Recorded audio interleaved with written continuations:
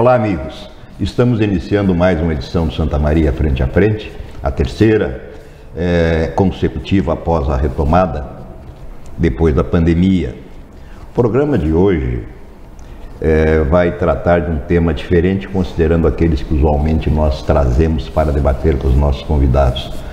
Nós vamos falar de um assunto dolorido para pelo menos 60% da população gaúcha, que é a possibilidade de rebaixamento do Grêmio e o impacto econômico que tal possibilidade geraria.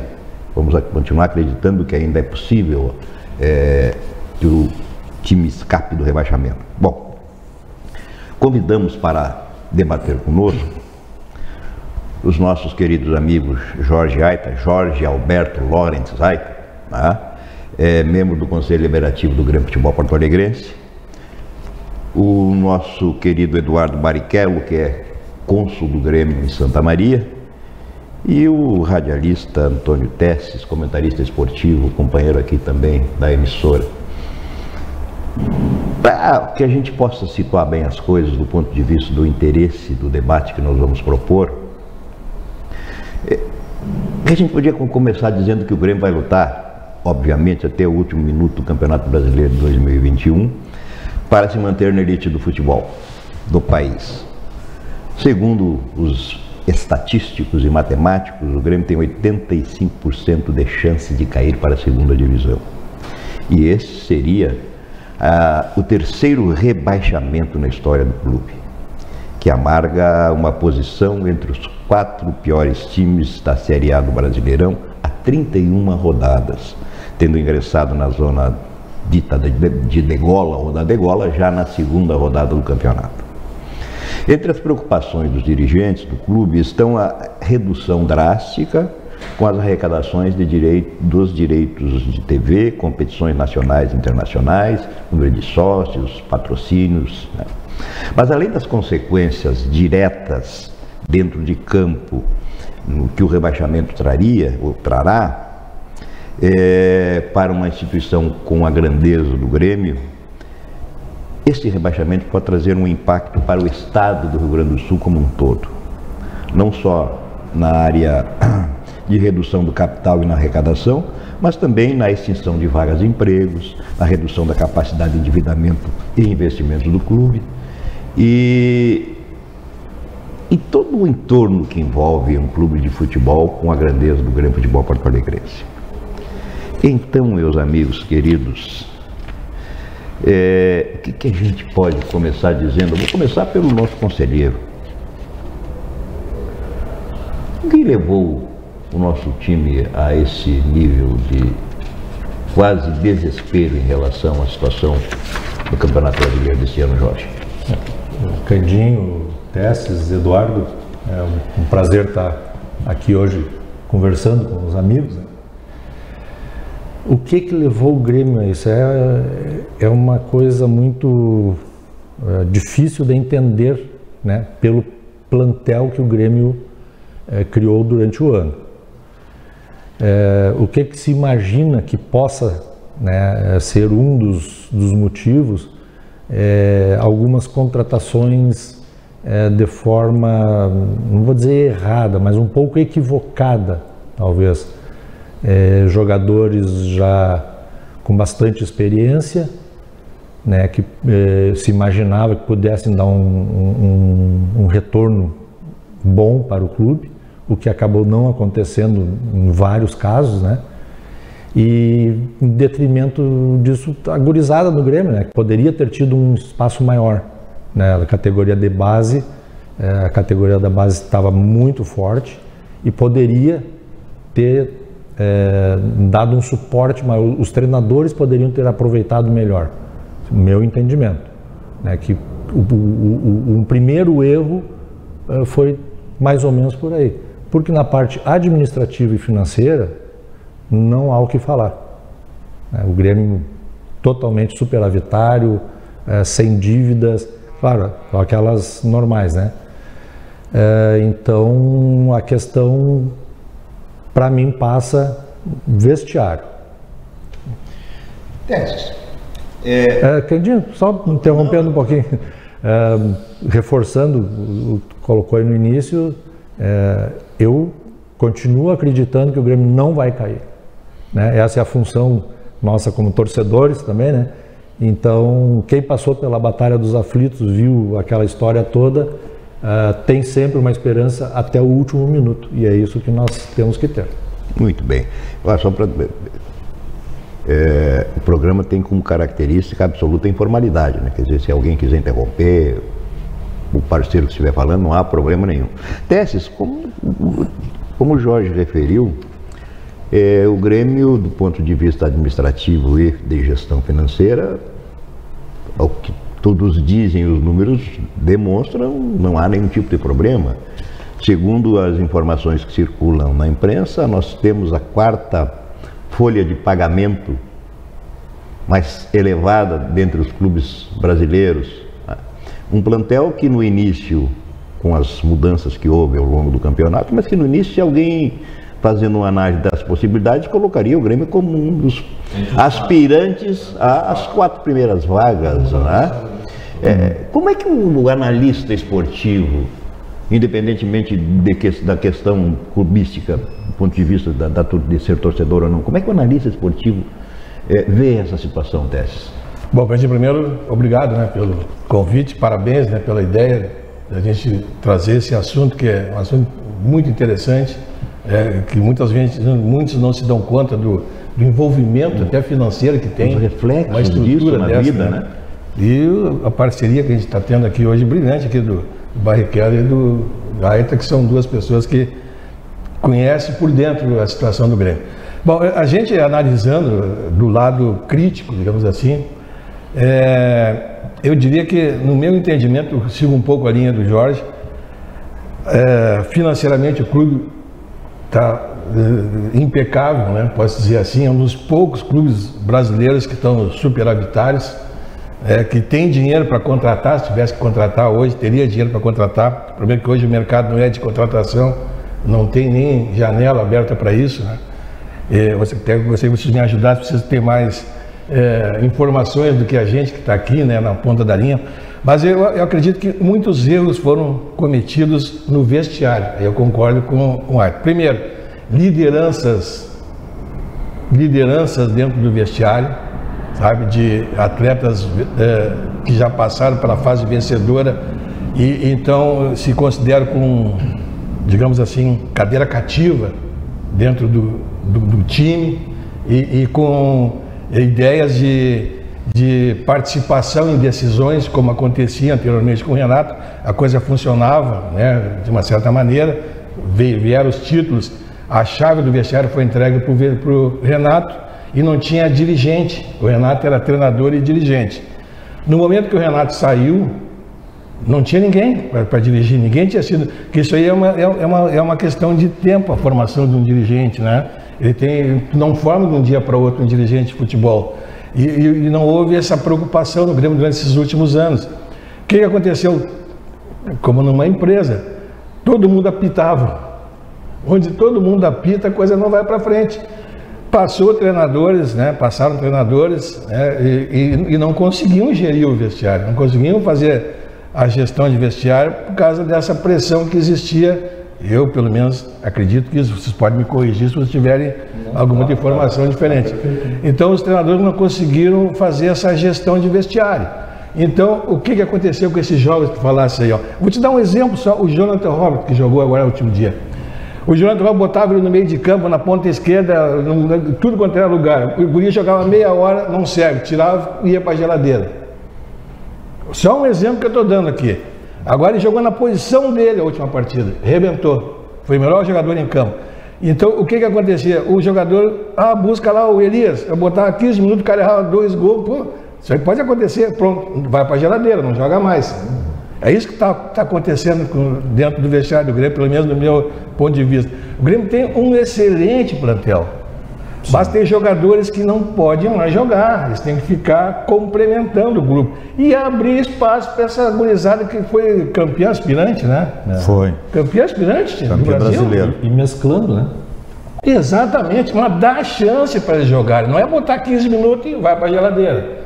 Um tempo inteiro para jogar. O Campas não servia. Tudo quanto é treinador dizia que o guri não servia. Entrou 2 jogos, mudou o Grêmio. O Grêmio não tinha meio de campo de criação, agora ele veio tardiamente, infelizmente. Se tivesse colocado umas 4, 5 partidas antes, muitos pontos que o Grêmio perdeu não teria perdido. Mas tudo isso porque eu acredito que tem um coordenador de futebol, né? O Marcelo, né? Que era lateral, Marcelo Oliveira. Marcelo Oliveira é um dos que apita, né? Apita para o lado dos veteranos. Tem ali alguns jogadores, né? Não vamos falar, não vou nem citar para não queimar para a própria torcida, mas alguns jogadores que apitam na escalação. O Luiz Felipe não aguentou. Olha o peso que tem o Luiz Felipe Scolari, né? Quando ele pediu a cabeça de 2 lideranças, ele caiu. E se ele, olha, na minha opinião, se o Luiz Felipe tivesse continuado, o Grêmio tinha feito mais pontos, porque ele estava no caminho. Ele estava montando, ele estava começando de trás para frente. Se não me engano, em 10 jogos ele fez 75%. Exatamente. Foi o treinador que mais pontuação fez e caiu porque ele pediu a cabeça de 2 lideranças, que ele estava achando que estavam atrapalhando o trabalho. Entende? Então, o que faltou? O dirigente. Mais assim. Exatamente. O dirigente de futebol que o Grêmio não formou durante. Aí atira a culpa pro Renato. O Renato não é culpado. Ele fazia o trabalho dele, ele era dirigente, era treinador, ele era tudo. Quando ele saiu, faltou o dirigente. Exatamente. Faltou o dirigente, ficou essa lacuna. Ele mesmo mencionou, né? Que ele tinha preocupação. Que eu senti falta dele. Me lembro que ele falou. Eu ouvi uma entrevista do Léo Moura, né? Esse podcast em São Paulo, lá, junto com. E nisso ele citou que que o Renato tinha grande preocupação que quando ele saísse a casa iria cair. Ia ficar uma lacuna. Porque não tinha ninguém, o Grêmio não se preocupava com essa preparação de ninguém para substituir ou ter alguém lá dentro, dentro na gestão de vestiário. E se pelo menos tivesse contratado um gestor profissional mais forte, com uma voz mais forte, ainda poderia ter substituído, né? Mas não veio... Posso colocar uma areiazinha aí, que... Concordo plenamente com o que vocês estão falando, mas também, na época, assim, ó, vamos deixar bem claro que não tem absolutamente nada para falar do Renato. Não, mas eu disse, exatamente. Trouxe vários veio o Renato, não é culpado de nada. É incontestável. Entregaram para ele o poder. Isso. E foi o erro foi entregar o poder para ele e ele aceitar o poder. Num determinado momento, quando estava ganhando, estava tudo ele bem. Já não aceitava que o Grêmio colocasse interferência entre a presidência e ele. Sim, chegou um ponto que ele assumiu tudo. Assumiu tudo, então... É que ficou cômodo pro Romildo, né? Repassou, ele era como o pessoal fala, né? Que o Grêmio hoje tem 2 clubes, né?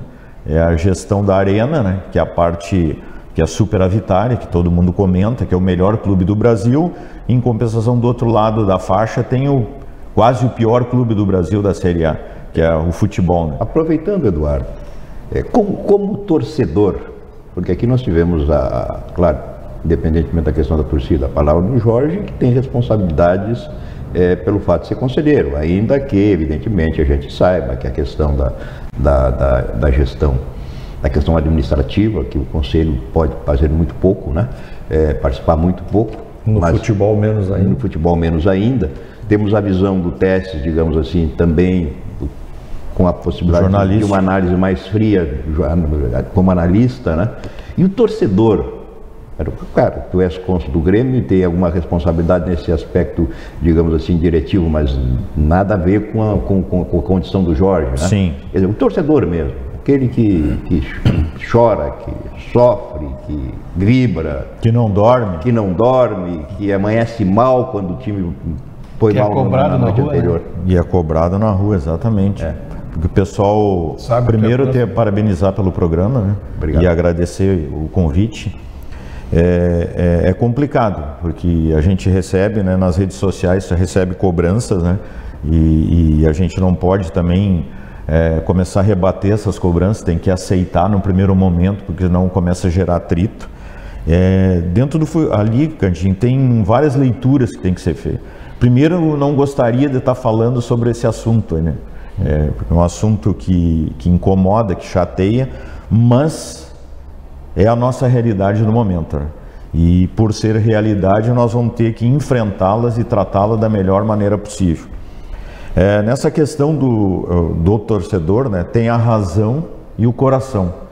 A razão não tem como escapar, é inevitável, tem que fazer um percentual de quase que de campeão brasileiro, nem o campeão acho que vai ter que fazer esse percentual para conseguir escapar. E tem a razão, coração, que não desiste nunca, né? Está sempre preparado, sempre pronto para o sofrimento, pronto para a batalha, né? Que vai ser mais um jogo nesse sábado agora contra a Chapecoense, né? Mais um sofrimento, né? E a gente vai ter que conviver com isso, né? Nesse período de mais um ano aí. Acredito que não vai impactar bastante, né? Nesse primeiro momento, nesses primeiros meses aí, vai causar um constrangimento para o torcedor, né, pelo terceiro rebaixamento, mas vamos ter que superar. O clube é administrado, né, nessa gestão de clube, está super bem, né? Vai sofrer esse impacto financeiro aí de perda de em torno de 60, 70 milhões, né?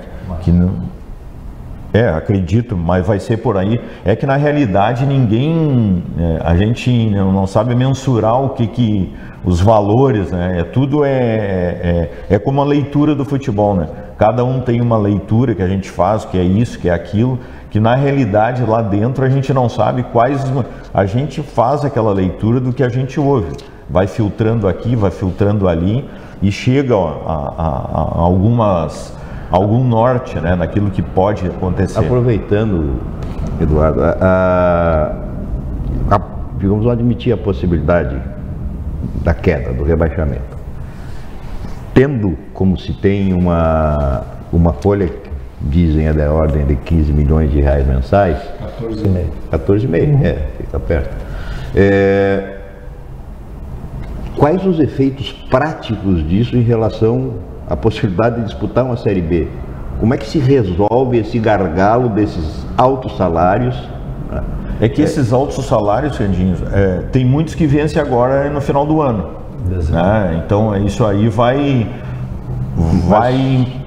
Mas quais seriam, por exemplo, que vencem no final do ano? Diego Souza, Cortez, tem o problema do Kahneman também, então são uns salários aí que nós já estamos falando em torno aí de quase 2 milhões de reais, se nós formos somar. E tem vários, Luiz Fernando, não sei te enumerar aqui, mas eu sei que é bastante contratos que estarão se encerrando. Né? O Ferraz também não vai agora também?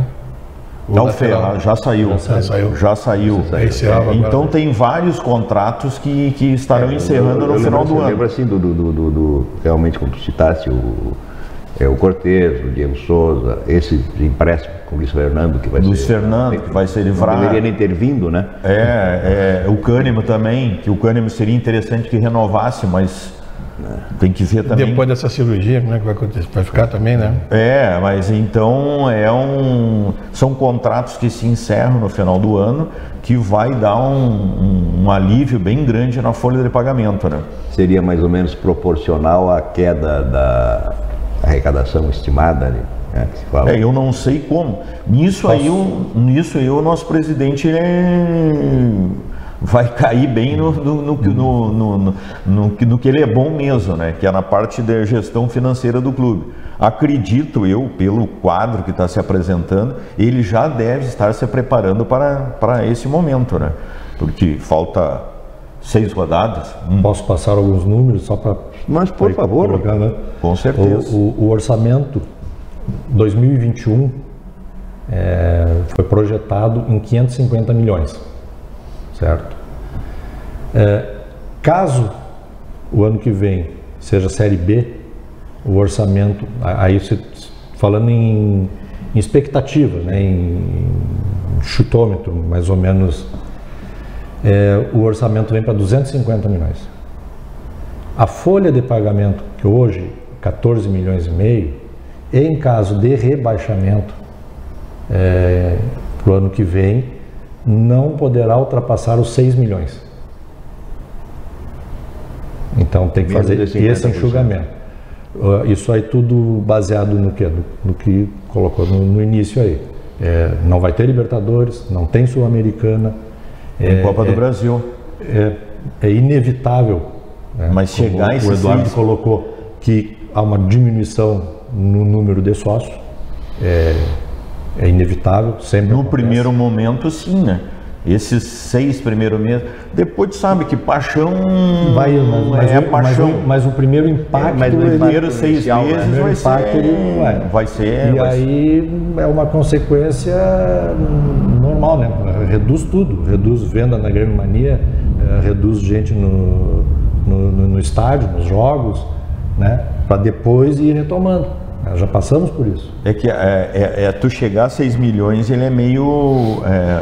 É um corte forte, né? É um corte bem... Tem que ver como ele vai gerir, esses contratos que não se encerram, que tem mais um ano. Né?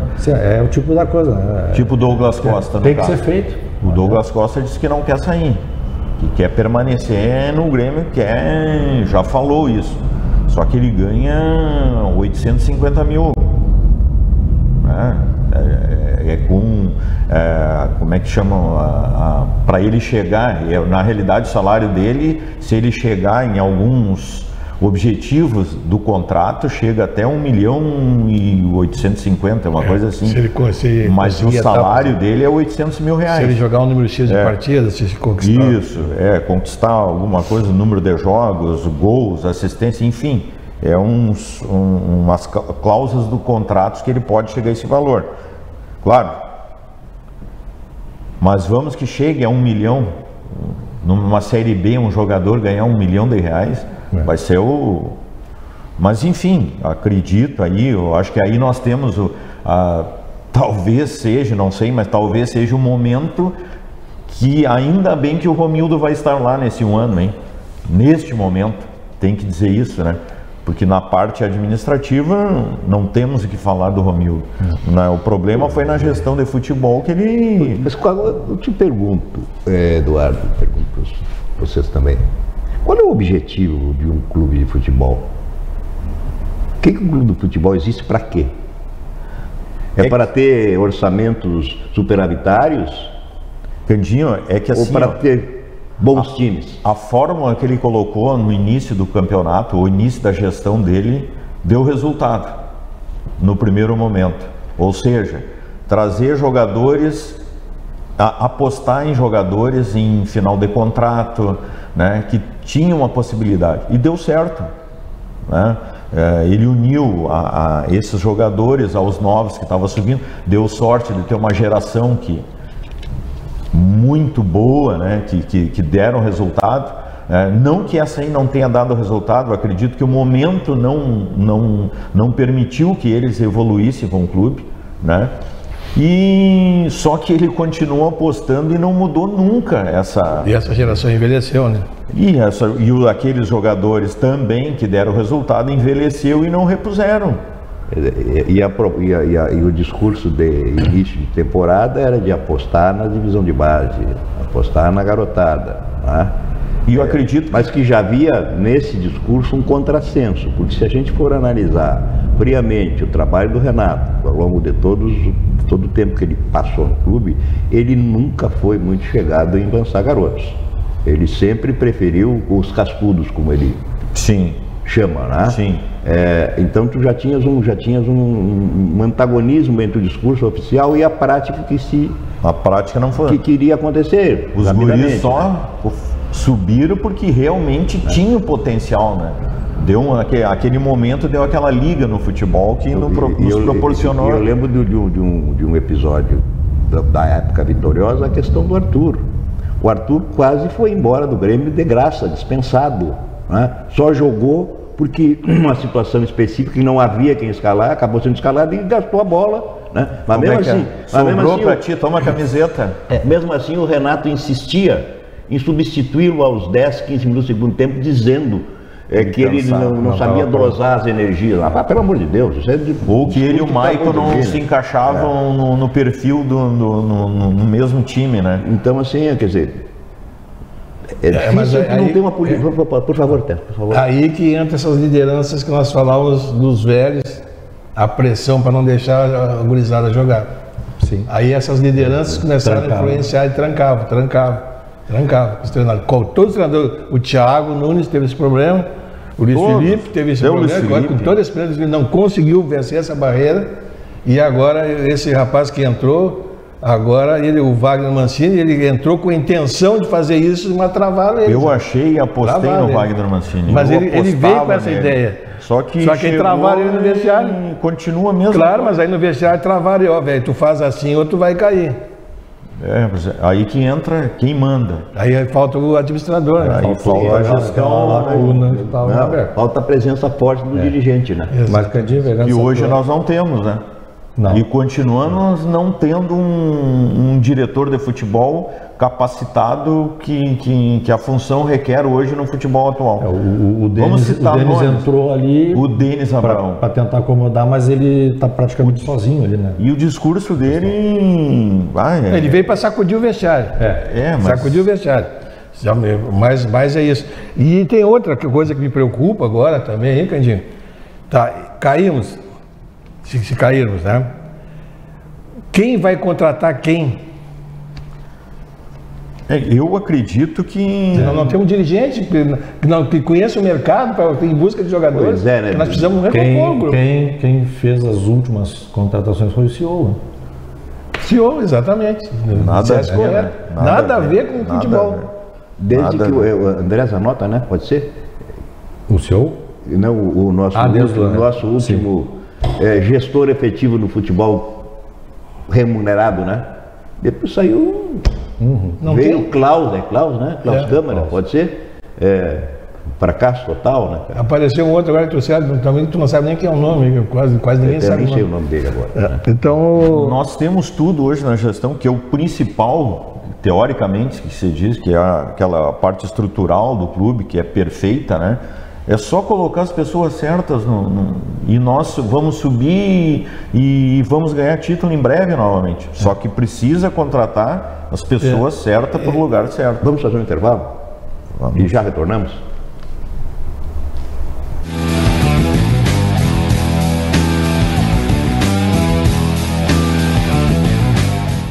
Quem tem amigo tem sorte. E quem é amigo internet tem a chance de ganhar grandes prêmios. São mais de 43 mil reais em prêmios com sorteio em 22 de dezembro. Para concorrer, basta estar com as mensalidades em dia. São 2 scooters elétricas, 2 iPhones 12 mini 128 GB, 2 TV LG 4K de 55 polegadas e 1 ano de Amigo TV Prime grátis. Assinante Amigo Internet. Acesse sejaamigo.com.br e acompanhe a promoção. E se você ainda não assinou, corre lá. Amigo Internet. Viva conexões reais. Triste, angustiado, cheio de problemas e sem ninguém para conversar. Então disque 188. 188 é o novo número de atendimento telefônico do CVV, Centro de Valorização da Vida. De orelhão, celular ou telefone fixo, a ligação é gratuita e funciona 24 horas todos os dias. Ligue 188 e receba apoio emocional. Com atendimento pautado na proximidade junto ao cliente, a Quatrum busca sempre a confiança a partir do trabalho e dos resultados satisfatórios para seu negócio. A grande preocupação da instituição particular não é só unicamente a questão acadêmica, mas a questão negocial também. E para a tomada de decisão é preciso ter equipes e pessoas capacitadas. Isso para nós é muito importante porque imprevistos acontecem a todo momento e a gente precisa ter hoje profissionais que possam dar essa assessoria a qualquer momento, quando for necessário. Eles estão sempre disponíveis para vir à empresa, eles vêm na empresa. Isso para nós é muito prático, é fácil de resolver os problemas dessa forma. Eu acredito que, talvez em função de uma estratégia de trabalho deles, eles são muito organizados, né? E ao mesmo tempo prestativos. Nós confiamos muito no trabalho deles, eles são pessoas maravilhosas, muito acessíveis e principalmente muito comprometidas. De processos organizacionais a cálculos tributários, fiscais e trabalhistas, oferecemos um serviço personalizado de consultoria, sempre apresentando nosso trabalho da maneira mais didática ao cliente, buscando transparência em tudo o que fazemos. A Quatrum é um dos nossos grandes colaboradores, responsável pela parte contábil, pela parte tributária, pela parte trabalhista, na gestão do nosso negócio. Quando a Quatrum entrou, quando nós fizemos essa parceria com eles, facilitou para nós a gente poder ter mais tranquilidade para poder trabalhar. A característica mais importante da Quatrum para a gente é a agilidade na prestação do serviço. A rapidez e a eficiência na resposta das nossas demandas. Ter a Quatrum como parceiro, eu diria assim, é despreocupar com a parte contábil. E para ser um grande negócio é preciso que tenha equipes. E o nosso crescimento, ele é fruto desses colaboradores. E a Quatrum é um grande colaborador que foi responsável e está sendo responsável pelo nosso crescimento institucional. Seja para folha de pagamento, contabilidade ou cálculos fiscais, o que você precisar, a Quatrum resolve.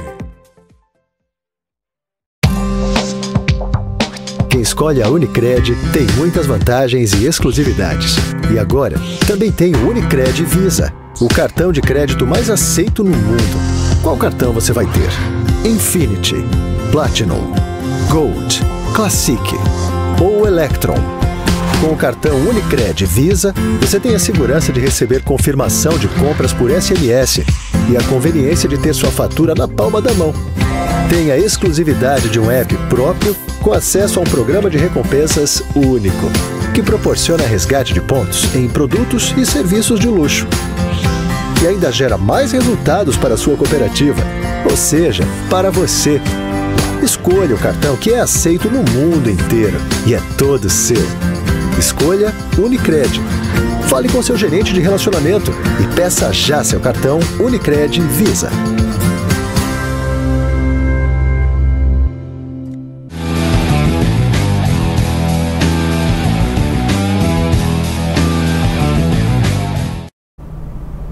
Estamos de volta com Santa Maria Frente a Frente, nesta edição especialíssima em que discutimos um tema que normalmente passa ao largo da proposta do programa, mas também o programa é aberto, né?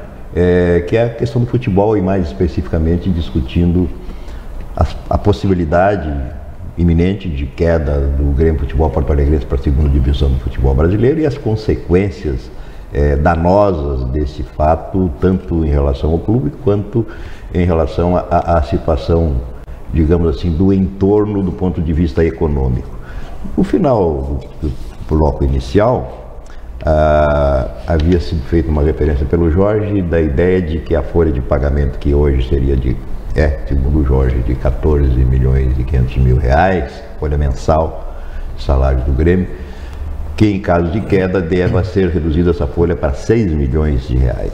Aí o Eduardo citou a possibilidade de redução, pelo menos em parte, a partir de contratos que têm encerramento, de jogadores que têm contratos se encerrando no final deste ano. A eficiente produção do programa providenciou para nós uma relação aqui dos contratos que se encerram no final de 2021. Rafinha, lateral direito, o Vitor Ferraz já saiu, Bruno Cortes, lateral esquerdo, o volante Machado, Diego Souza, atacante, o atacante Luiz Fernando, Léo Pereira, atacante, e da Silva, atacante. E tem jogadores que certamente sairão, cujo contrato se encerra no final de 2022, então teria mais um ano. Que é o goleiro Felipe Mediolaro, que volta de empréstimo, o Gabriel Chapecó, o lateral direito Felipe, que está emprestado Ponte Preta, né?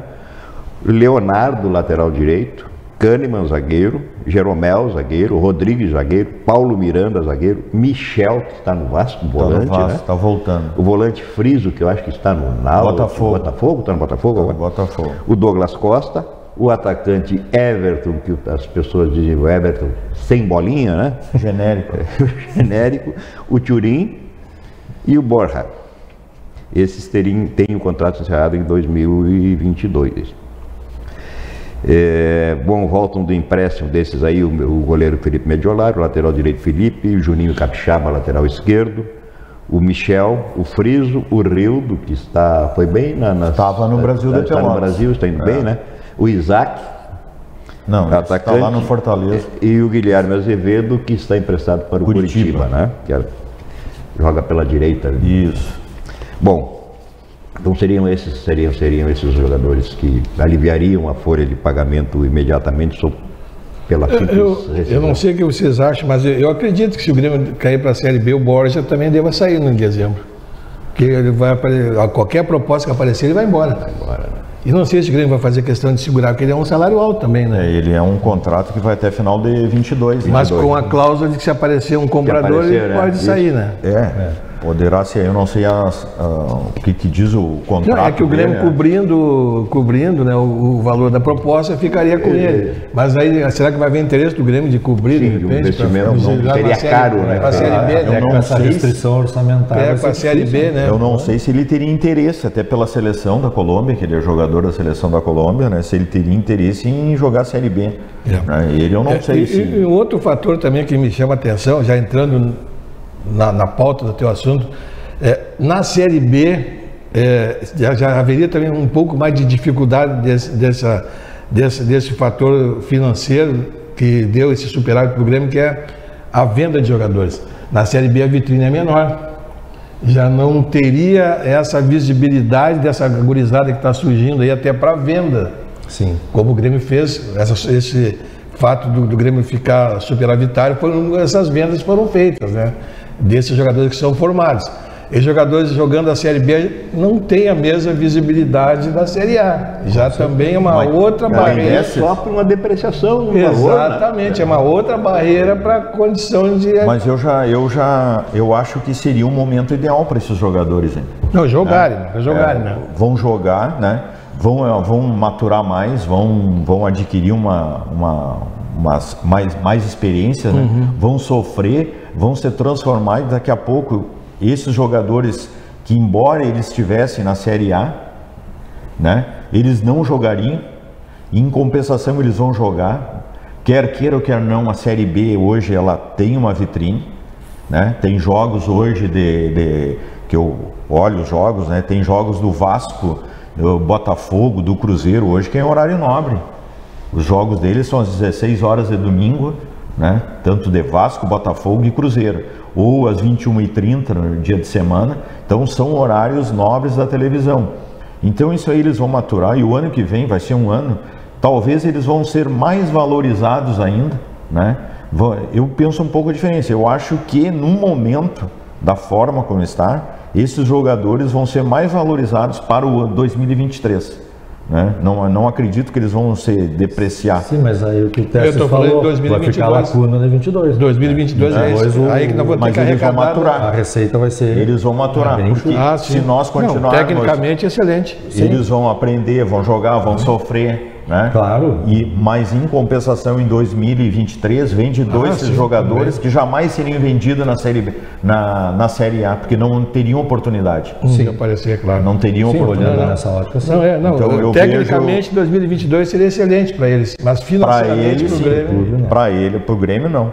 Mas talvez uma dificuldade adicional em relação àquela ao ano de 2022. Né? E talvez hoje o futebol está muito globalizado, é visto...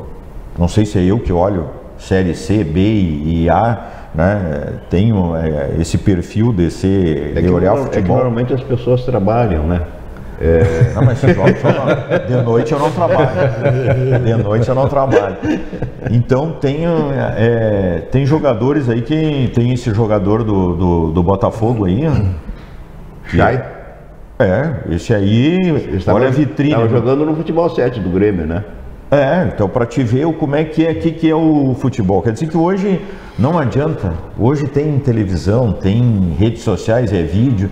Se ele explodir, se ele tiver condições, ele vai ser vendido. Aliás, o Botafogo aproveitou muitos jogadores da base, né? O caso do Chay, que já está mais para veterano do que, né, para do campeonato carioca, ele puxou muitos jogadores. Mas tem meninos, né? O centroavante, que eu não lembro o nome lá, que está fazendo gol de montão e tal. Tem mais um outro. Vários jogadores da base. Marco Antônio tem um que está se destacando bem. E Falamos do Botafogo que caiu e está voltando. O Vasco que não vai voltar e o Cruzeiro que não vai voltar também. Quer dizer, são referências pelas quais a gente pode se orientar, o clube pode se orientar para não incidir nos mesmos erros. Mas tem uma diferença grande, que aí já retorna um pouco naquela provocação que tu fizeste antes. O clube de futebol, qual é o objetivo principal, fundamental? O que aconteceu com o Cruzeiro? Caiu, não conseguiu retornar no ano seguinte, a receita despencou, certo? E aí não conseguiram se reestruturar. Eles já estavam super endividados, né? Sim, a dívida já era enorme. Então ali foi a pá de cal, né? O Grêmio, aí aquela tua provocação, eu acho que uma coisa leva à outra. Se o clube está financeiramente saudável, tá?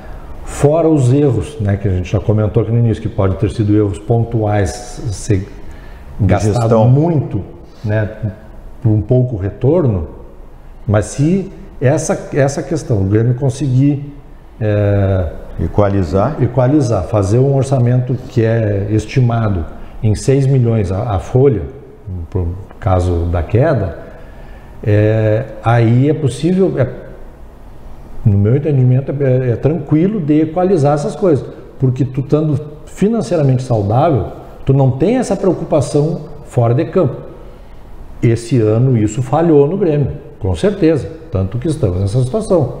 Essa parte falhou. Então, se a direção do Grêmio tomar isso como um aprendizado, o ano que vem pode não pode cometer esses mesmos erros, né? É claro, estando financeiramente saudável, pode pensar numa contratação mais pontual ou equalizar as coisas. Se o clube não está financeiramente saudável, ele vai ter duas preocupações. Candinho, tu falaste em dois clubes aí que, né, que tem pontos que é interessante. Por exemplo, o Vasco. O Vasco é o 4º clube do Brasil em torcida, né? Só que tem um problema muito sério dentro do Vasco, que não subiu e não sei se vai subir de novo ano que vem, que é a questão da política interna do clube. Lá não é aqui de boca, lá briga de arma. Escuro. Arma, lá querem se matam dentro do clube. Isso aí compromete. Ninguém quer, jogador não quer ir porque não vai receber, compromete, né? Já, além de endividamento. E o Cruzeiro também já não tanto nessas proporções do Vasco aí de morte até, mas é o endividamento e a parte política, né? Que essa direção que passou lá destruiu o Cruzeiro completamente, com o objetivo de ganhar títulos, mas não mediu esforços para contratar jogadores Não teve essa racionalização. Não. Contra quanto tu quer? Por exemplo, vamos ao exemplo do Edilson. O Edilson é patente, o Edilson, o Grêmio tinha uma proposta do Grêmio para renovar por 180 mil. O Cruzeiro veio e ofereceu 400. Tem que ir. Sim, para o Edilson, que não seria um bom jogador, tudo, mas não era um... Ele também já veterano, né? Veterano. E 400 aí, claro, mil reais, na época, né? Pode-se dizer, mas vieram o Alisson e o Tony Anderson, tá? Bom, o Alisson, bem ou mal, é útil, não acho que não tem futebol para ser titular. E o Tony Anderson rendeu uma boa grana pro Grêmio. Rendeu uma boa grana. Sei lá, 14 milhões, coisa assim, né? Quer dizer, negócio da China, né, cara? Literalmente. Essas questões que é um comparativo, né? Que nos clubes, claro que nós temos hoje uma grande vantagem, que é a gestão do clube hoje, isso não dá para discutir do Romildo nessa parte. Tem que discutir a parte de futebol só. Eu tenho duas preocupações aí, ó, nessa queda. Primeiro, o Romildo tinha conseguido unir, né, as facções políticas. O ano que vem é o ano de eleição. Agora já a oposição está se aproveitando do momento para começar a saltar do barco e atirar, né? Faz parte. Atirar, né? Faz parte do lado político. da coisa. Bom, aonde buscar um homem para gerenciar o futebol? No grupo do Romildo não tinha, né? Se tivesse, já teria colocado. A oposição não vai querer se meter nessa. Onde buscar um homem para administrar o futebol no ano que vem? Segundo, como fica a situação da Arena? A compra da Arena que estava sendo encaminhada. Vai acontecer, não vai acontecer com isso? Porque também é outro fator de renda, né? Se a Arena for do Grêmio, é um valor a ser acrescentado no orçamento, né? Aumenta a despesa também. Sim, vai ter que buscar ali, né? Não, mas proporcionalmente, claro, é muito mais vantagem. Deve ser vantajoso, né? Ter a gestão. É uma coisa que muitas pessoas ainda pensam, né? A Arena não é do Grêmio. A Arena é do Grêmio.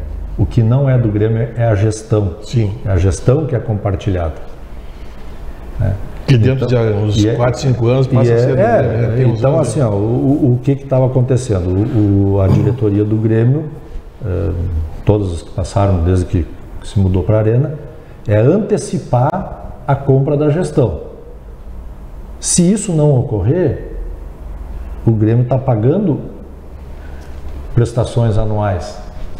Vai chegar num determinado momento ali na frente, Jorge, vai estar quitado. É como tu adquirir um imóvel financiado. Era 20 anos, né? O contrato é 20 anos, falta pouco. Sim, 2012, né? Do sistema financeiro da habitação. Recebe um dinheirinho a mais, tu antecipa e liquida ali. Mas quer dizer, não é teu, tu tá pagando. Não é teu imóvel. É isso aí. Não, é que a coisa estava andando seriamente, agora deu uma travada, né? Até pelo momento, né? Até pelo momento não eram... Até são fatores mais ali que envolvem prefeitura, departamento, Ministério Público. É muito complexo a coisa, né? Não é tão simples também, assim. Né? Que tem complicadores. Mas de homem de futebol, quem vocês acreditariam que poderia ser o cara para... Uma boa pergunta. Uma boa pergunta. Eu acho que o primeiro que o cara... Não, isso aí é uma falha porque grande. é o primeiro nome que tem que fazer para... Claro, não houve uma preparação de alguém, liderança nova. Porque dali, desse nome, que vai partir todo o trabalho do ano que vem, senão nós vamos continuar no mesmo. É a questão de uma política de futebol. Que não teve. Não teve. Tivemos 4 técnicos, né? Com perfis diferentes. Ninguém chega para o treinador e diz assim, nossa política é essa. O futebol é essa, é esse futebol que o clube quer praticar. Até o Thiago tem uma característica mais ou menos parecida com a do Renato, né? Jovens, só que não teve essa pessoa que desse suporte para ele lá, que bancasse ele. Colocaram ele no vestiário e resolve. Ele foi engolido, né? Os tubarão lá, né? Aí o Thiago foi um do que ele tem esse perfil, né? Tanto que o que ele fez no Atlético Paranaense desde da Sub-20 foi... E ele está fazendo no Ceará agora, né? Subindo. O Ceará é um que trabalha bem as categorias de base também, né? E então o Thiago foi um, tem o outro Thiago lá que está sendo preparado, que é o auxiliar para um futuro treinador do Grêmio, que trabalha também nessa base. Thiago Gomes. O Thiago Gomes, exatamente. O Thiago Gomes é um que tem capacidade para... Quando o Grêmio da Sub-18, Sub-17, Sub-18, Sub-20, que veio jogar aqui na Copinha, eu assisti 2 palestras dele antes do jogo, né? É um cara que tem capacidade, até no time jogava Darlan, jogava o Ferreira, jogava o TT, quer dizer que era um time bem qualificado, né? Para aquele momento, né? Era bem qualificado. As palestras dele foram muito boas, né? Só que daí jogaram ele num vestiário completamente contaminado, né? Que nem Felipão conseguiu suportar, né? Não resistiu, né? Então quer dizer que a coisa está complicada lá dentro do vestiário. Como é que vocês veem, aí vamos sair um pouquinho só do Grêmio, quais seriam as consequências para o Estado, né, com a queda do Grêmio? Como é que os reflexos disso no Estado? Não na questão do futebol, na questão econômica que circunda o futebol. A gente pode começar de dentro para fora, certo? O impacto no Grêmio vai ser tremendo, certo? Em torno da arena, bares, ambulantes, tudo ali que funciona em dia de jogo. Só fazendo um parênteses, você entra na parte econômica em si. A revitalização ali do Maitá é impressionante com a arena, né, cara? Sim. A gente que foi lá na inauguração e que depois, ao longo dos anos, foi indo, como se transformou aquilo. E tem muito ainda a se fazer, né? Até nesse... Que faz parte desse do acordo, né? Da arena. Aí então tu pega todo o entorno do estádio. Aquele pessoal ali, com certeza, vai sofrer com a diminuição da torcida. No primeiro momento, a tendência é reduzir. Vai, os primeiros 6 meses, com certeza. Aí depois passa para o interior. Funcionários também da arena, né? Sim, funcionários. Por exemplo, pega primeiro dentro, depois para fora. Aí começa a abranger o estado. No nosso caso, jogo do Grêmio, vamos a Porto Alegre. Então aí tem todo o envolvimento, ou o consulado loca ônibus, ou o pessoal da torcida aí se junta e vão a Porto Alegre. Então mexe, claro que em proporção bem menor, mas mexe na economia do estado. Isso é inegável. Na questão nas lojas do Grêmio, Grêmio Mania, né? Eu acho que o Grêmio é um dos clubes que tem o maior número de produtos licenciados com a sua marca, né? Isso que eu ia falar agora. O que vai impactar, a loja lá vende em torno de 1,5 milhão por mês, né? Eu tenho certeza que esses números aí, se bem otimista, caindo de 50%, o que impactaria de ICM, né? Só naquela loja do Grêmio em Porto Alegre. Agora vamos estender para o interior também, as Grêmio Mania, INI, que deixaria de vender os produtos oficiais do Grêmio, né? O que isso impactaria, né? No ICM, né? Vai impactar. E aí nós vamos para os outros produtos também. Sim, no ICM, nas lojas, tudo. As empresas de ônibus, como tu citaste, que cobram, né, vários ônibus de todo o estado que saem, né? Quanto pagam em ICM, pagam aquelas taxas que movimentam o estado, que vão deixar de... Combustível, que gera... O ICMS do combustível, que é alto, né? O que vai deixar de gerar isso aí, né? Vai impactar bastante. Pois é, mas vamos cruzar os dedos, né? E vamos nos colocar na posição ali observada pelo Eduardo no início, né? A questão do coração, né? Coração é a razão. Que está sempre aberto à possibilidade do sonho, a reviver. A esperança. Por exemplo, a minha maior emoção na vida, não há nenhuma outra igual, que foi a tal da Batalha dos Aflitos. Sei que os meus filhos podem ficar bravos comigo e tal, mas não tem nascimento de filho, não tem casamento, não tem formatura, não tem coisa nenhuma que se compare à emoção que eu vivi naquele dia, né? No momento assim da absoluta descrença, para um minuto depois estar no estado de euforia total, absoluta, e não acreditando no que teus olhos estavam vendo, né? Na realidade, nós estávamos mortos, ressuscitamos. Quase sepultados. Ressuscitamos, só não estávamos enterrados. Enterrados ainda, né? Se tivesse enterrado um pouquinho mais cedo... E essa coisa, dessa mística da imortalidade tricolor, isso tem alguma sustentação na razão, em fatos?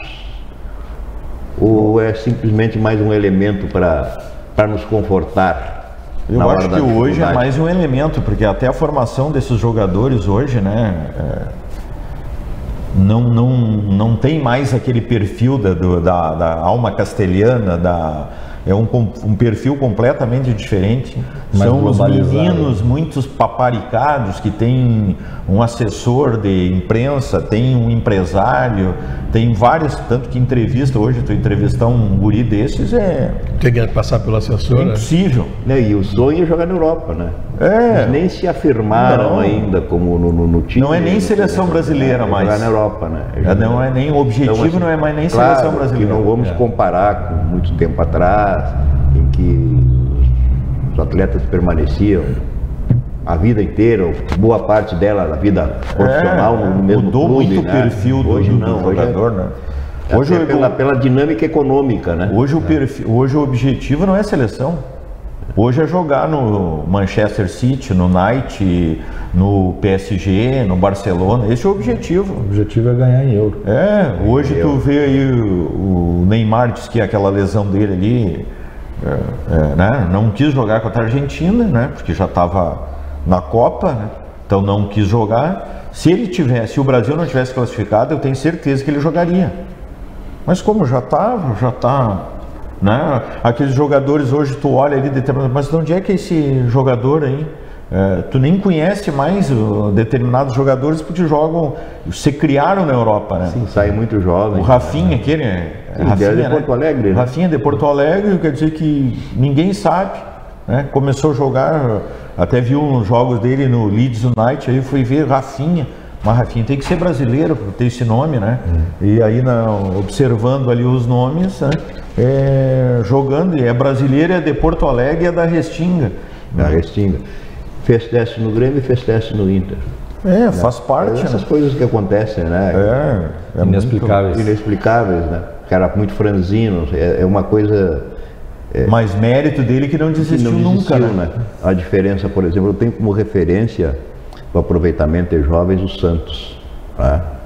Que não tem essa coisa, nós mudamos também muito já, né? Mas que não tem essa coisa de ser forte, de ser parrudo, de ser grande, tem que ter futebol. Tem que ter futebol, né, cara? Tem que ter futebol. Mas o Santos tem uma leitura também diferente, Cândido. É um clube endividado que se tu não botar aquele, não tem. E aí tem assim... lança ele para vender. Para vender ou dar ou perder, como o Yuri Alberto, né? Vai perder e não quer dizer que não é que seja tem um histórico, né? Mas é um histórico mais por necessidade que dá certo do que propriamente cultura do clube, né? Deu certo. Tu vai me dizer assim, não, mas tudo foi por necessidade. Não foi por como é que me faltou o termo agora? Disponibilidade ali. Foi por necessidade. Como agora tá botando os guri, o Santos lança. Não, se ele não colocou os guri, ele não pode contratar o Santos está num ponto que ele não pode contratar porque tá punido pela FIFA. Então ele não pode contratar. Aproveitando que tu estás com a palavra, infelizmente o tempo se foi, escoou-se, né? Foi muito rápido. Sinal de que foi bom o nosso bate-papo, né? 30 segundinhos para tu fazeres as tuas considerações finais. Primeiro, mais uma vez, te agradecer pelo convite, né? E parabenizar também pelo programa. E na expectativa, né? Aquela expectativa de, como eu te coloquei aqui, né? A razão e o coração, né? A razão dizendo que não vai dar e o coração acreditando sempre, né? E sempre ainda temos chance, né? Ainda temos a possibilidade, dependemos ainda só de nós, apesar dos matemáticos dizerem que não, mas acredito eu que nós dependemos de nós desde que a gente cumpra as vitórias, né? Que as vitórias cheguem, que a gente conquiste essas vitórias e continuo acreditando que ainda acreditando que a gente vai conseguir a nossa permanência na Série A. Muito bem. Testes, por favor. Agradecer, né, o convite, parabenizar até os parceiros pelas colocações que foram muito inteligentes de quem conhece por dentro da situação do Grêmio. E dizer também, como está dizendo o Barrichello, que eu acho que tecnicamente o Grêmio é superior às equipes que estão lutando pela fuga do rebaixamento.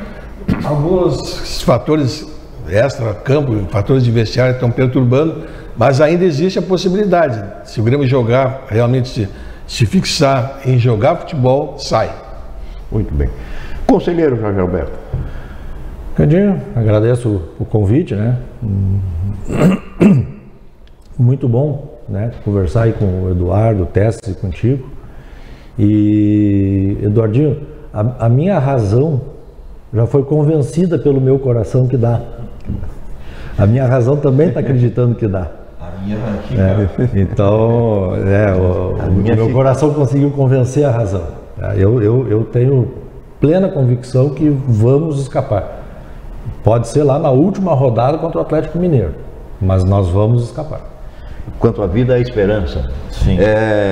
Muito obrigado, Jorge, muito obrigado, Tessi, obrigado, Eduardo, pela participação de vocês. Foi maravilhoso o nosso programa, do ponto de vista da discussão, do bate-papo, do debate. Pena que o tema seja tão dolorido, né? Bom se nós pudéssemos estar aqui fazendo um programa para comemorar um título, né? Uma coisa desse tipo, mas quem sabe logo adiante a gente faça alguma coisa assim. Com certeza, né? Com certeza. Então tá, meus queridos, muito, muito obrigado mesmo pela participação de vocês, generosa participação de vocês, brilhante, inteligente, e dessa matéria que a gente, da inteligência dos convidados, que a gente tenta construir um Santa Maria frente a frente que traga para o estúdio pessoas que possam realmente falar de forma assertiva, de forma propositiva e com conhecimento de causa dos temas que o programa se propõe a debater. Nós encerramos o programa de hoje. Semana que vem voltaremos, vamos tratar aí da questão da cultura em Santa Maria.